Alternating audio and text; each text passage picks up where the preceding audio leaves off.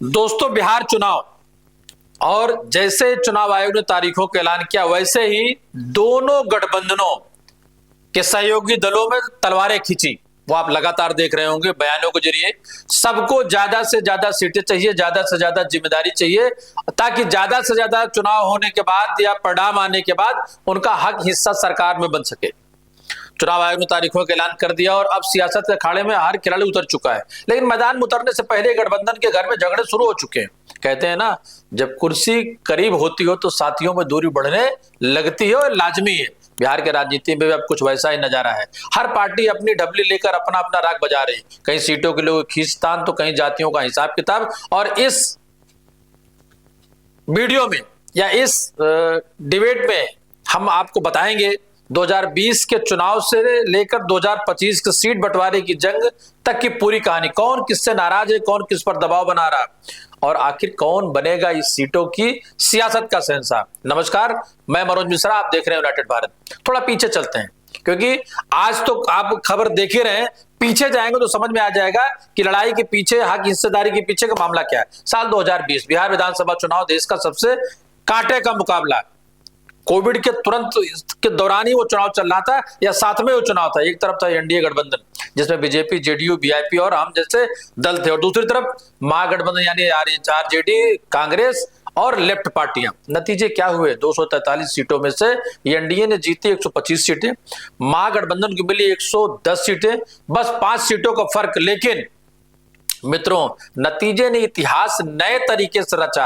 आपने देखा होगा 2020 से 2025 की जो विधानसभा थी, उसमें कौन किसके साथ था, कितने महीने किसके साथ सरकार चली, ये बड़े मजे की बात थी। बीजेपी ने 74 सीटें जीती, लेकिन 43 सीटें पाने के बाद जेडीयू को मिली 43, लेकिन 43 के बाद मुखिया किसका हुआ आपको बेहतर पता है। जबकि तेजस्वी यादव की पार्टी है, आरजेडी की बात कर लें, अकेले 75 सीट जीतकर उन्होंने अपना उस बार दमखम भी दिखाया। और जनता का मूड क्या था, ये मुझे लगता है आप सब समझ गए होंगे। कांग्रेस ने 19 सीटें जीती, सीपीआई एमएल ने 12 सीटों पर कब्जा जमाया। यानी लड़ाई बराबरी की थी, टक्कर कांटे की थी, और परिणाम भी उसी तरीके से आया। कुर्सी पर एनडीए की सरकार, लेकिन जनमत का संतुलन महागठबंधन की ओर झुका हुआ था। यहीं से शुरू होती सीटों की राजनीति की कहानी। 2025 का चुनाव आते आते बिहार फिर से 2 हिस्सों में बढ़ चुका है। एक तरफ एनडीए और दूसरी तरफ महागठबंधन यानी इंडिया ब्लॉक। दोनों ही गठबंधनों में से इस वक्त एक ही बीमारी फैली हुई और एक ही बीमारी के दोनों इलाज ढूंढ रहे हैं, सीट बंटवारे की। ये हर तरफ पार्टी चाहती है कि उससे किसको कितनी सीटें ज्यादा मिले, ज्यादा टिकट मिले और ज्यादा ताकत दिखाने का मौका। लेकिन हकीकत यह है कि सीटें सीमित हैं, वे कई सीटें फिक्स हैं और महत्वाकांक्षाएं असीमित। पहले बात करते हैं एनडीए गठबंधन के उन सहयोगी दलों की, जहां अभी भी सब एकजुट दिखाने की कोशिश तो कर रहे हैं, पर अपनी अपनी डबली, अपना राग, जैसे उनको मौका मिलता है वो अपनी बात करना शुरू कर देते हैं व्यक्तिगत तौर पर, और गठबंधन पे दबाव बनाकर ज्यादा सीट लेने को लेकर के। लेकिन थोड़ा अगर पीछे जाएं तो जो पहले से तय था कि जेडीयू के नीतीश कुमार चाहते हैं उन्हें कम से कम 100 सीटें मिले, क्योंकि वो अब भी इस बात को मानते हैं कि बिहार ब्रांड नीतीश ही है और नीतीश से ही बिहार चलता है। अच्छा, इसको उन्होंने साबित भी किया। अगर वो लालू के साथ सरकार बना सकते हैं, राजद के साथ, बीजेपी एनडीए चिरपट गठबंधन के तो नेता तो नीतीश ही रहे, पर स्थितियां और हवा दोनों बदला हुआ है। इसलिए बदला है कि एक नाम आपने सुना होगा, पीके, जो कि पीके का अभी तक गठबंधन तो किसी के साथ नहीं है। 243 सीटें स्वयं लड़ने की बात करें, लेकिन कुछ लोगों के प्रति उनका रवैया या उनका रुख बहुत सॉफ्ट है। वहीं बीजेपी का रुख अलग है। बीजेपी कहती है अब जनता का मूड बदल चुका है, हमने 2020 में जेडीयू से ज्यादा सीटें जीती थी, तो इस बार सीट बंटवारे में अपर हैंड, ऊपर का हाथ बीजेपी का होना चाहिए। और यहीं से शुरू होती सीटों की रस्साकसी। बीच में आते हैं जीतन राम मांझी। जीतन राम मांझी, आपको याद होगा एक वक्त आया था जब नीतीश कुमार ने त्याग पत्र दिया और जीतन राम मांझी को उन्होंने अपना स्टैम्प पैड मुख्यमंत्री माना। लेकिन जीतन राम मांझी को जब मुख्यमंत्री पद से उनको हटाना पड़ा, बड़ी मशक्कतें हुई। फिर उन्होंने अपनी नई पार्टी बना ली। हम पार्टी के प्रमुख मांझी साहब कह रहे हैं हमें सम्मानजनक सीटें नहीं मिली तो हम अलग रास्ता चुन सकते हैं। यानी सीट के लिए बार्गेनिंग। अब बिहार की राजनीति में सबसे सम्मानजनक शब्द क्या होता है?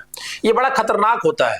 कभी इस शब्द ने महागठबंधन तोड़ा, वहीं कभी एनडीए को हिला करके अलग हुआ, और अब आते हैं पशुपत कुमार पारस। चूंकि बात दोनों तरफ की करते हैं, एनडीए में अगर मांझी हैं तो गठबंधन, महागठबंधन या ये कहिए इंडिया गठबंधन के साथ में पशुपत कुमार पारस, जो चिराग पासवान के चाचा हैं और स्वर्गीय रामविलास पासवान के भाई हैं। एलजेपी के इस रिश्ते में अब भी जंग जारी। पारस कहते हैं कि सीटें हमें मिलनी चाहिए क्योंकि हम एनडीए के भरोसेमंद साथी रहे हैं। तो चिराग पासवान कहते हैं हमने जनता के बीच काम किया है, सीटें हमें मिलनी चाहिए। दोनों की जंग में बीजेपी को बीच में फंसना पड़ रहा। कभी मोदी जी पारस को मनाते हैं तो कभी चिराग से डैमेज कंट्रोल करवाया जाता है, लेकिन अंदर से दोनों ही खुश नहीं। वीआईपी पार्टी के मुखिया मुकेश सहनी भी कहते, पीछे नहीं है, वे कहते हैं हमारे पास निषाद का वोट बैंक है, अगर हमें 15 सीटें नहीं मिली तो हम सोचेंगे कि हमको क्या रास्ता तय करना। और यानी हर उप मुख्यमंत्री तक की बात भी आपने सुन लिया होगा।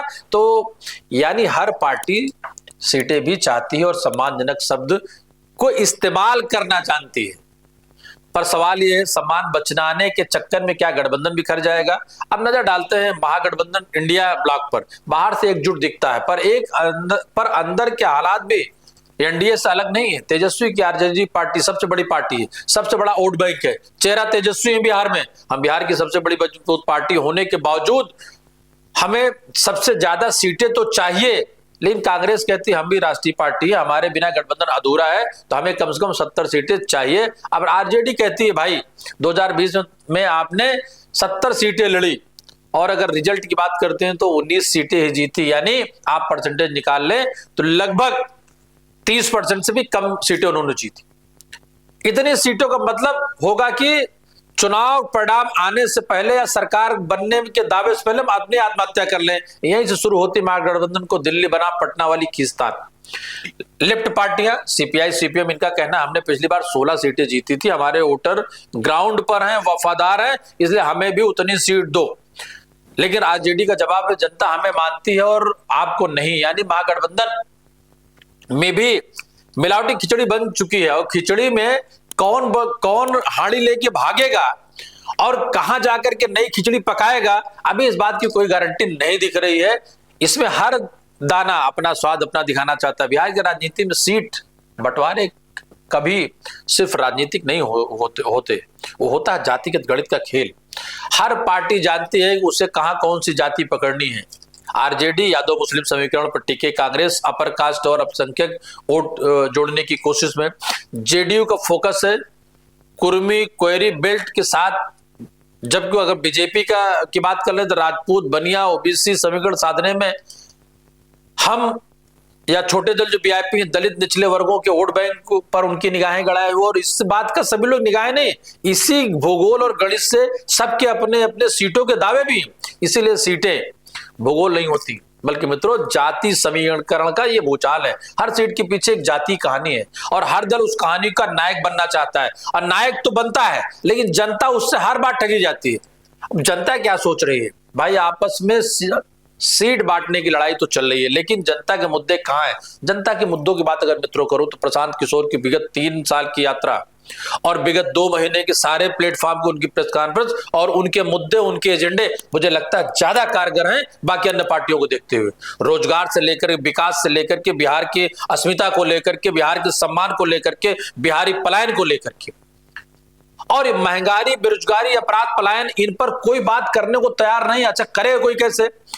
बात करिए तो लालू जंगल राज की बात हो जाती, फिर अभी 20 साल नीतीश कुमार के राज की बात होती है, और किसे कितनी सीट मिली 2020 में जनता ने देखा था कि किसके साथ विकास था, किसके साथ जाति थी, और सीट आपस में बांट करके किस तरीके झूठे वादे लोग करते हैं और जनता अंततः ठगी जाती, किसान अंततः ठगा जाता है। जातियां सिर्फ वोट के लिए, अपने नेताओं के चयन के लिए अब शुरू हो गया है बयानबाजी का दौर। यानी सीट बंटवारे की जगह अब माइक पर, मंच पर और लोगों के बीच में मीडिया के लिए सुनहरा वक्त भी कह सकते हैं, क्योंकि खबरें खूब मिल रही करने को लेके और सुर्खियां भी रोज बन रही है। गठबंधन में फूट, सीटों में मतभेद, एनडीए में सीट संकट, महागठबंधन में असंतोष, जनता को लग रहा है ये चुनाव विचारधारा की नहीं सीटों की नीलामी का है।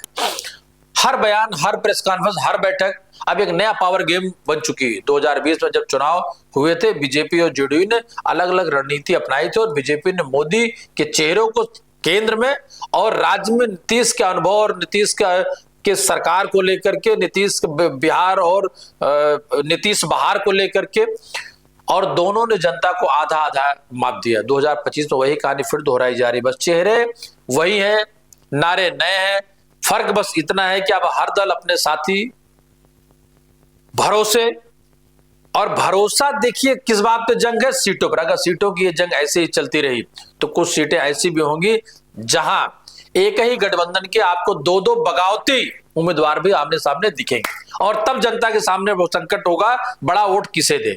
यानी ये सीट बंटवारे की राजनीति आने वाले नतीजों या आने वाले प्रदेश का भविष्य तय करेगी। जो आज समझौता कर ले कल कुर्सी पा सकता है, जो आज जिद पर अड़ा रहा कल हाशिए पर भी जा सकता है। दोस्तों, बिहार की राजनीति हमेशा जटिल रही है।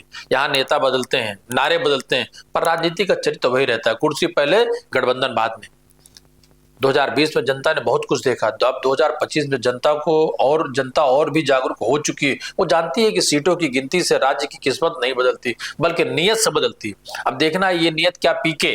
प्रशांत किशोर को हम नहीं बोल सकते, क्या प्रशांत किशोर की नीयत पर जनता भरोसा दिखाएगी, या जो दो महागठबंधन है इन्हीं पर वो दांव लगाएगी, और कौन सीटों की सियासत में सब कुछ दांव पर लगा देता है। तो दोस्तों, ये थी यूनाइटेड भारत की खास पेशकश, बिहार की सीटों की जंग, गठबंधन की राजनीति या सत्ता की भूख। आप बताइए, और क्या आपको लगता है गठबंधन टिक पाएंगे या चुनाव से पहले टूट जाएंगे? नीचे कमेंट में अपनी राय जरूर दें, वीडियो को शेयर करें और जुड़े रहिए हमारे साथ, क्योंकि यूनाइटेड भारत में हम कहते हैं सच बोलना हमारा धर्म और भारत को जानना हमारी जिम्मेदारी।